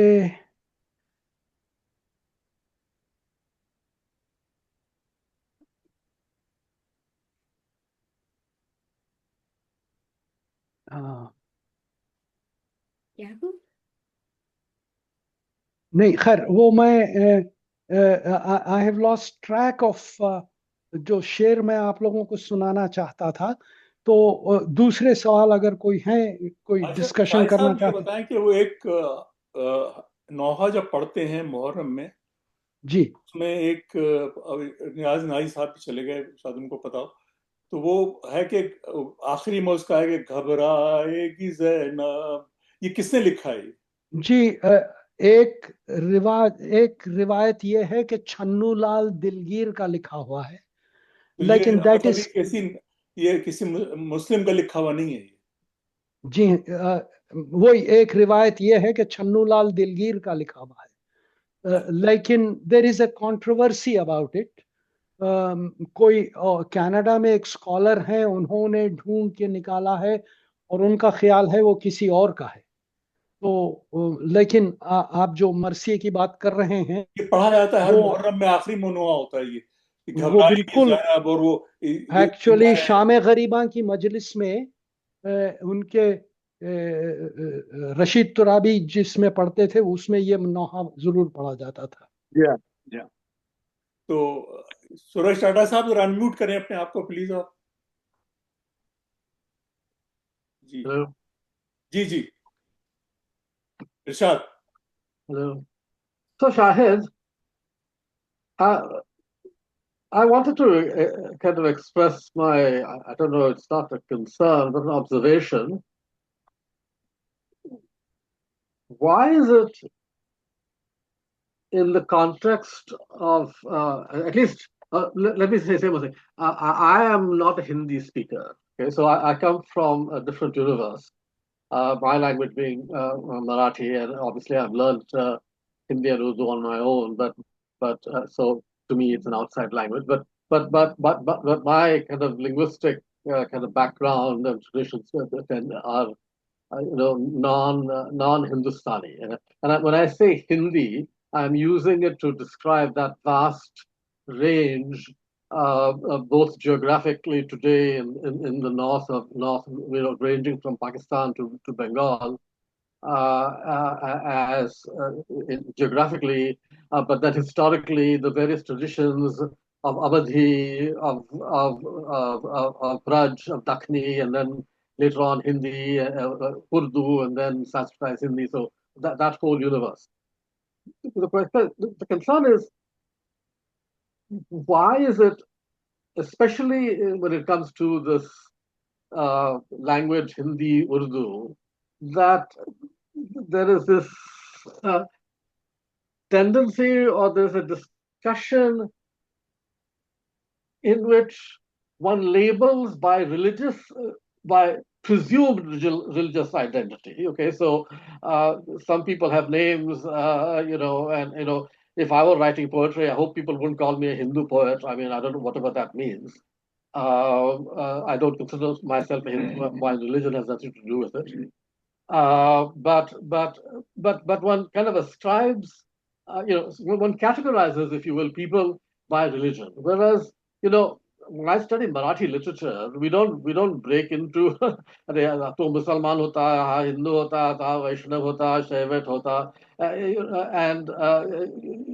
and so I find it a little bit disturbing, this kind of injection of, as I said, presumed religious identity, because we don't know what the real religion was, all of these people,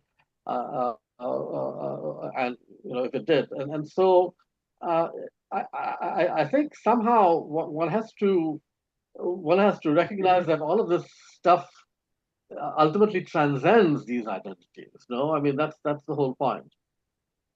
Excellent. You have a very good comment. But is it a question or comment for Shahid? In that Karbala, there's a beautiful observation that in that same scene that you're talking about, where Abbas says, "मुझ पर ये हकीकत खुली कि इस्लाम के दायरे के बाहर भी इस्लाम है." Okay, so they understood, and that was in Hindu, so-called Hinduism, Sanatan Dharma, whatever you wish to call it, Vedic Dharma, there is no daira, there is no definition whatsoever. So, but in any event, this kind of thinking enabled all the traditions and the people who you were writing about to flourish. But anyway, all I wanted to say is I find that very personally very disturbing, because I don't like to think about people in terms of their religious identity. This is all a very modern phenomenon, obviously, because it's driven by politics, has nothing to do with the underlying culture. But somehow we have to get out of it, don't you think? You are right. एक तो you have interlaid a few things on it. Language का जो issue है उसके ऊपर मैं आपको एक बहुत ही स्पेसिफिक फोकस्ड कमेंट देता हूं, वो ये कि language is a very sensitive issue in India, और नेशनल लैंग्वेज के बारे में बहुत डिस्कशन हो रहा था। तो the constituent assembly after much difficulty agree करे कि इसको नेशनल लैंग्वेज को हिंदुस्तानी कहा जाए। Correction, Shahid. Not a national language. There is no national language in India. There is only an official language which acts as a linked language. I am an Indian. There is no national language. Okay. So, but I speak Marathi. The name for it was Hindustani. Yeah. Like it was all agreed upon, and there was going to be a vote the next day. Magar the Pakistan Constituent Assembly decided that Urdu was their national language. तो दूसरे दिन हिंदुस्तान में vote change हो गया फौरन. They said no, it will be Hindi will be the link language or official language, whatever you want. National language. तो खैर जो कुछ भी हो, it's a very strange thing that languages have religious boundaries, or that religions have human boundaries. क्या कर सकते हैं? No, but see, that's my point. In Marathi or Karnataka and Bengali, they don't have religious boundaries. We don't think of the history of Marathi literature in terms of how Musalman hota hai, how Hindu hota hai, and this fellow was Mahanu, and this one is Vitthal Panti, other than in the context of what they may be writing about, obviously. But there is a lot going on in Maharashtra these days, Suresh. Both you and I are aware of it. I'm quite aware of it. In fact, I come from Pune, the home of the Hindu Mahasabha. But even there, actually, that's a very strange thing. I mean, we don't need to discuss go into that. That's far from the subject. But I know one of the people who were of greatest support and admiration to me was a very great active leader of the Hindu Mahasabha, who was full of admiration of that I was studying Urdu. So that's a separate story. But still today in Maharashtra, I'm not aware of any enumeration of our literary heritage that is census that is done along religious lines. और दूसरे सवाल जना साहब, कुछ आप कहना चाहेंगी या हो गया सवाल आपका? एक बात मैंने वो असल में जब आपने वो लुत्मा का जिक्र किया था उस शेर में, किसका शेर था जो आप मुअज्जम साहब? खान गालिब। अच्छा, तो वो अब मुअज्जम साहब ज्यादा जानते हैं लुत्मा का मतलब क्या है, मगर मैं जहां तक मैंने वो पढ़ा है दास्तानों में, लुत्मा तो एक बला है, यानी एक बला नहीं है, इट्स बला टाइप डीमन ही है। थपेड़ को भी कहते हैं ना, मौज की थपेड़ उसको भी कहते हैं, बला भी कह सकती हैं आप। अच्छा, तो ठीक है, तो ये लफ्ज उर्दू का है? ये मुझे नहीं पता, ये गालिब के शेर में है, ये पब्लिश शेर है गालिब का कि अहले बीनिश को है तूफान हवादिस मकतब, लुत्मा मौज का मसील ये उस्ताद नहीं। तो मेरे ख्याल में लुत्मा जो है ये अरबी का लफ्ज है, और इस तरह के कई अल्फाज हैं उर्दू में। तो जैसे एक और लफ्ज है तुग़यानी, जिसे इस्तेमाल करते हैं हम लोग, है ना, तो तुग़यानी भी जो है वो अरबी से आया है, और वो जो है तग़ा उसका रूट है। तो लुत्मा भी इसी तरह अरबी, तो बेशुमार अल्फाज हैं जो अरबी से आए हैं उर्दू में, और फारसी। तो उर्दू में जितने भी अरबी अल्फाज आए हैं वो बाय वे ऑफ फारसी आए। तो it may be a Persian demon, क्योंकि इसके कोई 1000 कान हैं, तो अब I don't know whether it's a सब कॉन्टिनेंटल डीमन और अ पर्शियन डीमन। बहरहाल मैंने पहली बार किसी और जगह पर ये लफ्ज सुना है, इसलिए मैंने पूछा। एक सवाल की इजाजत चाहूं। वो ये कि going back to Suresh's point, the languages, you are right, have nothing to do with religion or nationalism. German is a language of both Christians or Jews and whatever religion they belong to. And languages, Switzerland is a nation which has 3 different languages. Unfortunately, with the Urdu and the partition, what happened is the Urdu came to be identified as a point of Muslim identity and a Muslim language, and complicated, well, like Shahid said, Pakistan declaring Urdu as a national language, Urdu became victim of politics of partition, basically. And that's how I think, and that has not affected Telugu, Karnataka, Kannadi or Marathi or any other language. It has only affected Urdu primarily, and some ways Hindi, because Hindi was also a part of Urdu at one time, basically.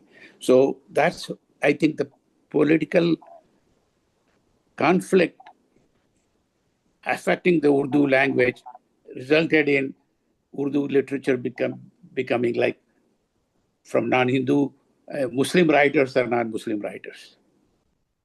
No, I agree. I think I share that observation. I mean, that seems to be the only only reason. I mean, there were Hindu Muslim riots in Maharashtra too, in Bombay at the time of partition, but it didn't change the Marathi perspective. But you're right. I think that's the unfortunate political legacy on that weighs down on these languages. अच्छा, ये अभी आपने पूछा लुत्मा का लफ्ज, मैं dictionary देख रहा हूँ, उसमें दिया हुआ है लुत्मा का लफ्ज है कि स्लैप, मतलब ये स्लैप मारना कहते हैं ना, ब्लो करना, विप, ये सब माने दिए हैं इसमें ऑक्सफोर्ड की डिक्शनरी में, ऑक्सफोर्ड उर्दू टू इंग्लिश. सो लुत्मा मौज like a blow of A wave. तो इसमें गालिब ने, जिसको हम कहते हैं आम जबान में कोड़ा, है ना, घोड़े का के मानों में इस्तेमाल किया है, क्योंकि मौज की जो मूवमेंट है, जिस तरह आती है मौज, तो जिस तरह से कोड़ा मारा जाता है, तो कोड़ा जो है, मौज का जो एक्शन है वो कोड़े की तरह है. तो ये कहना चाह रहे हैं गालिब. शुक्रिया जी. तो डॉक्टर साहब, आपका फिर द फ्लोर इज योर्स. जी, आप कंक्लूडिंग रिमार्क्स तो आप ही का होता है, और हम बहुत शुक्रगुजार हैं कि भाई हम बहुत ही सैर हासिल गुफ्तगू रही. और मैं ये कहना चाहूँगा कि शाहिद का जो, मेरे ख्याल में किसी ने अपना, खैर, तो ये आजकल हिंदुस्तान में जो कुछ भी हो रहा है, तो जब हम ये देखते हैं कि ये जो आर्या समाज की जो पब्लिकेशंस थी वो तमाम उर्दू में थी, तो हिंदुस्तान में जो माहौल पैदा कर दिया गया है इस वक्त, उर्दू को एक फॉरेन लैंग्वेज के तौर पे देखा जा रहा है, तो इससे हमको एक सबक मिलता है. और हमको चाहिए, जैसा कि मेरे इल्म में नहीं है कि इस वक्त आर्या समाज की कोई ऐसी पब्लिकेशन है जो उर्दू में अब तक जारी है, तो शायद इस बारे में रोशनी डाल सकते हैं कि आर्य समाज की कोई भी पब्लिकेशन उर्दू में है या नहीं है. और एक अखबार था मिलाप, तो मिलाप जो है वो एक तरह से, मिलाप की आइडियोलॉजी आर्य समाज से बहुत मिलती जुलती थी, और मिलाप जो है उर्दू में पब्लिश होता था. और ये भी मुझे पता नहीं कि मिलाप अब तक जारी है या नहीं है, और आर्य समाज की कोई भी पब्लिकेशन उर्दू में अब तक चल रही है या नहीं. नहीं, अब है या नहीं है मुझे नहीं मालूम, लेकिन मिलाप के एडिटर थे रामकृष्ण मुस्तर. जी हाँ, रामकृष्ण मुस्तर के शागिर्द थे चंद्रभान ख्याल, जिनका मैं जिक्र किया हूं। तो लेकिन और वो सब उर्दू में छपते थे। मिलाप मिलाप 2 जगह से छपता था, हैदराबाद और शायद दिल्ली या अमृतसर से, दोनों भी। जी हाँ। तो शाहिद ने जो बहुत ही अच्छा जबरदस्त प्रेजेंटेशन किया है, और शाहिद के बारे में इतना अर्ज करता चलूं कि शाहिद जिस काम में भी हाथ डालते हैं उसको कमाल तक पहुंचा देते हैं। और इनका जो एकेडमिक बैकग्राउंड है उसका भी यही हाल है कि ये हमेशा अपने क्लास में बिल्कुल टॉप पे रहे हैं। और उस्मानिया यूनिवर्सिटी में इंजीनियरिंग कॉलेज से इन्होंने डिग्री ली थी, और वहाँ भी ये बिल्कुल टॉप के स्टूडेंट्स में थी जहाँ भी गए। और विस्कॉन्सिन में भी तो इनका जो रिसर्च वर्क है, और वहाँ भी इसकी मिसाल जो है बहुत कम मिलती है ऐसे लोगों की। और ये इंजीनियरिंग से इनका ताल्लुक है, और एक मशहूर इंजीनियरिंग फर्म के ये वाइस प्रेसिडेंट रह चुके हैं। और तो एक तरफ तो उनका की दिलचस्पी, ये तमाम चीज़ें जो हैं, एक तरह से ये कह सकते हैं कि इनके रिटायरमेंट के बाद इनको कुछ वक्त मिल गया, तो रिटायरमेंट के बाद इनकी दिलचस्पी इन चीज़ों में बढ़ गई। और जिस चीज़ में भी ये हाथ डालते हैं, जैसे मैंने कहा, उसको परफेक्शन को पहुंचा देते हैं। तो इनका यही हाल अब ये उर्दू शायरी और उर्दू के ताल्लुक से पिछले यूँ समझ लें कि 15 साल के अरसे पर मुहित है, और ये बदस्तूर जारी रहेगा। और ये काम इनका जो है, अल्लाह करे ज़ोर कलम और ज़्यादा। और इस तरह की जो मीटिंगें हैं, जैसा कि कई लोगों ने कहा है कि हमको इस तरह की मीटिंगें और करनी चाहिए ताकि हमारे इल्म में इजाफा हो और हमारे ख़यालात वसी हों। और हिंदुस्तान का जो माहौल है, ख़ास तौर से जो हिंदुत्व का इन्होंने प्रचार किया है, तो जो बैकग्राउंड रहा है आर्य समाज का, अगर उसको हम मौजूदा हिंदुस्तान में, क्योंकि आर्य समाज ने उर्दू को जो मकाम दिया था, वो उर्दू को उसका मकाम छीना जा चुका है उससे। तो ज़रूरत इस बात की है कि उस चीज़ को फिर दोबारा जारी किया जाए।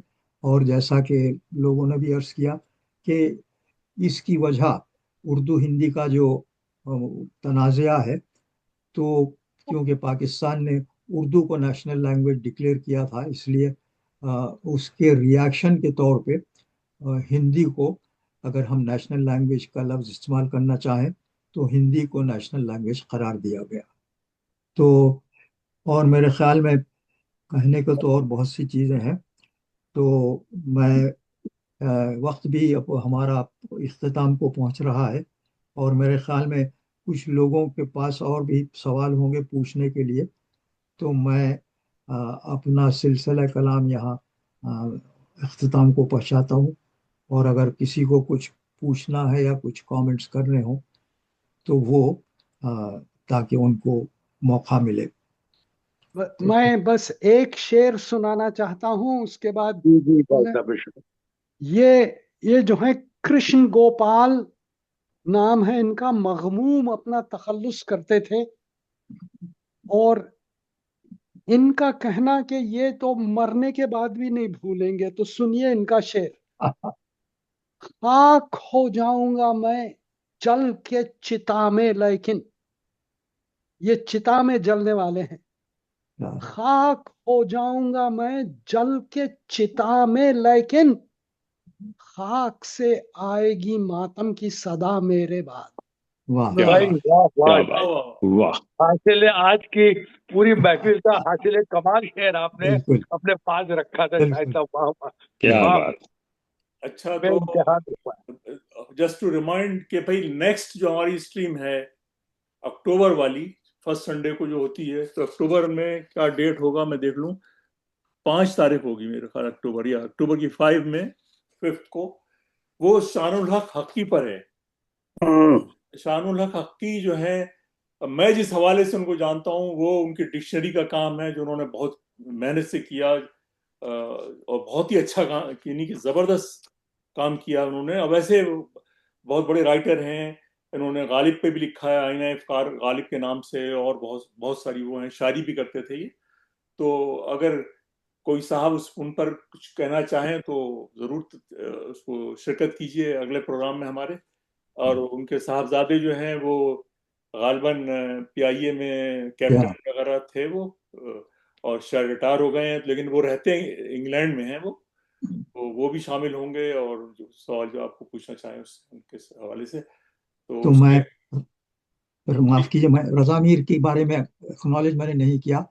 तो जैसा कि उन्होंने खुद कहा है, तो वो अपने मामू के शागिर्द हैं, और उन्होंने जो जिन चीज़ों का जिक्र किया है उसके बारे में, यानी जो करबला का वाक़या है और उसका जो कैरेक्टराइजेशन है, तो ये जो ऐसी कंट्रीज जो किसी ज़माने में कॉलोनीज हुआ करती थी, खासतौर से कैरेबियन का इलाका, और ये जो इन्होंने मालूमात हमको पहुंचाई, ये बहुत ही कारआमद है।